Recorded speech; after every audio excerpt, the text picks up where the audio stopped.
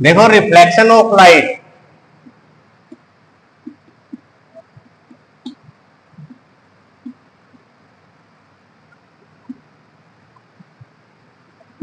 Reflection of light जो अभी हम करवा रहे थे, तो उसमें हमें जिसकी जरूरत पड़ती है वो होती है लाइट। लाइट के बाद एक हम ग्लास स्लैब ले लेते हैं। बाद में हमें जरूरत पड़ती है उसमें मीडियम की भी। मीडियम के अकॉर्डिंग इनके जो रिफ्लेक्शन ऑफ लाइट होती है वो स्टार्ट होती है। देखें, सबसे पहले हम लेते हैं एक ग्लास स्लैब है,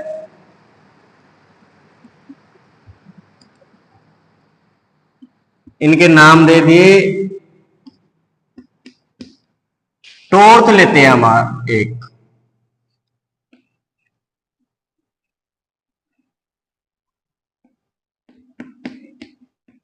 टॉर्च। यहां से हम इस ग्लास स्लैब है इसके ऊपर एक लाइट डालेंगे, रे। अब यहां से जो स्ट्राइक हुई है, जो ये रे आई है टॉर्च से, और ये जो स्ट्राइक हुई है हमारे ग्लास स्लैब से, ये हमारी क्या होती है, इंसिडेंस रे। यहां आने के बाद यहां से एक नॉर्मल रे डालते हैं हम। नॉर्मल रे जो होती है वो क्या होती है, परपेंडिकुलर होती है। किसी भी चीज के ऊपर जब नॉर्मल रे हम डालते हैं तो क्या आएगी, परपेंडिकुलर। परपेंडिकुलर का मतलब होता है वहां पर 90 डिग्री का जो एंगल होता है वो तैयार होता है। अब यहां से जैसे हमने ये डाला तो ये जो एंगल है ये कितने का बन रहा है, 90 डिग्री। अब यहां से जो रे होती है यहां से थोड़ी सी ये मुड़ जाएगी अंदर की साइड में, अंदर की साइड झुका हुआ है। अब यहां से जो इससे टकराई है दूसरे से, तो यहां से हम इसका एक नॉर्मल रे और डाल देते हैं। अंदर से आई, जब अंदर बाहर से अंदर आई तो अंदर की ओर मुड़ी है, जब अंदर से और बाहर जाती है तो फिर ये थोड़ी दूर हट जाती है। ये होती है हमारे पास कौन सी रे, रिफ्लेक्टेड रे। ये होता है हमारा, जैसे कि इंसिडेंस रे, लॉ ऑफ रिफ्लेक्शन आते हैं, उसमें दो चीज होती है। एक तो होता है हमारा incidence ray, reflected ray and normal ray are lie in same plane. Same plane में पाई जाती है। जैसे कि हमने इसका नाम दे दिया ये पी क्यू, और ये आर साइड से जा रही है। तो जब अब इसमें जो फर्स्ट लॉ ऑफ क्या होता है कि reflected ray, normal ray and incidence ray are lie in same plane. दूसरा होता है कि इसमें जो एंगल होता है नॉर्मल रे और जो इंसिडेंट रे के जो बीच में बनता है वो एंगल हमारा क्या होता है, एंगल आई, जिसको हम बोलते हैं एंगल ऑफ इंसिडेंस। नेक्स्ट, जो रे होती है रिफ्लेक्टेड रे, नॉर्मल रे और रिफ्लेक्टेड रे के जो बीच में बनता है वो एंगल हमारा कौन सा कहलाता है, एंगल आर। इसको नाम बोलते हैं हम एंगल ऑफ रिफ्लेक्टेड। किससे डिनोट करते हैं, एंगल आर। इसको करते हैं एंगल आई।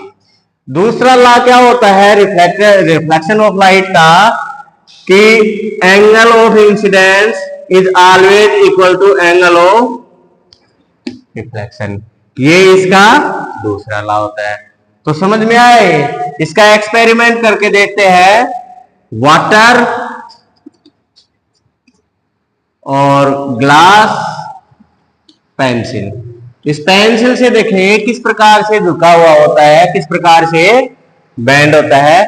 अब इनमें मीडियम की बात और आती है। जैसे कि मीडियम हमने कहा था, जैसे एयर है हमारे पास या मीडियम, ये सॉलिड है। अगर हम इसमें सॉलिड की बजाय वाटर है या लिक्विड है, वैक्यूम है, कुछ भी मान सकते हैं, फिर ये एयर। तो यहां पर दो मीडियम काम कर रहे हैं, फर्स्ट मीडियम ये और सेकंड ये। सेकंड ये अंदर वाला होगा और ये हमारा फर्स्ट वाला आता है, क्योंकि एयर एयर दोनों सेम हो गई और अंदर वाला है वो दूसरा। पॉज कर दो जी। देखो जैसे अभी हमने पढ़ा था रिफ्लेक्शन ऑफ लाइट, वो रिफ्लेक्शन ऑफ, यहाँ पर रिफ्रैक्शन आएगा। रिफ्लेक्शन में किस प्रकार से मुड़ेगा ये, जैसे हम इसमें ग्लास है, इसमें वाटर डाल लेंगे,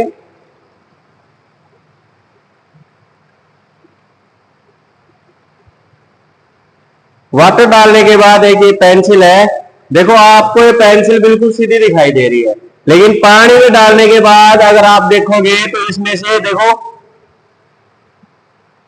ऊपर से देखते हैं, ऊपर से देखने के बाद ये बिल्कुल आपको कैसी दिखाई दे रही है, बिल्कुल स्ट्रेट दिखाई दे रही है, सीधी है ऊपर से। अगर साइड से देखते हैं तो साइड में देखो आपको ये जो पेंसिल है बेंड हुई दिखाई देगी। एक बार चेक कीजिए, देखो साइड से है ये बेंड हुई दिखाई दे रही है हमें। थोड़ा सा साइड से देखेंगे तो हमें जो पेंसिल है ये किसमें दिखाई देती है, बेंड। ठीक है, तो ये हमारी रिफ्लेक्शन ऑफ लाइट या रिफ्लेक्शन ऑफ लाइट। इसमें इनसाइड जो नॉर्मल रे होती है उसके इनसाइड हो जाए वो रिफ्लेक्शन, और आउटसाइड हो जाता है वो क्या होता है हमारा रिफ्रैक्शन। स्कैटरिंग ऑफ लाइट भी होती है इसमें, लेकिन यहाँ पर हमारा यही है, पेंसिल है वो थोड़ी बेंड दिखाई दे रही है,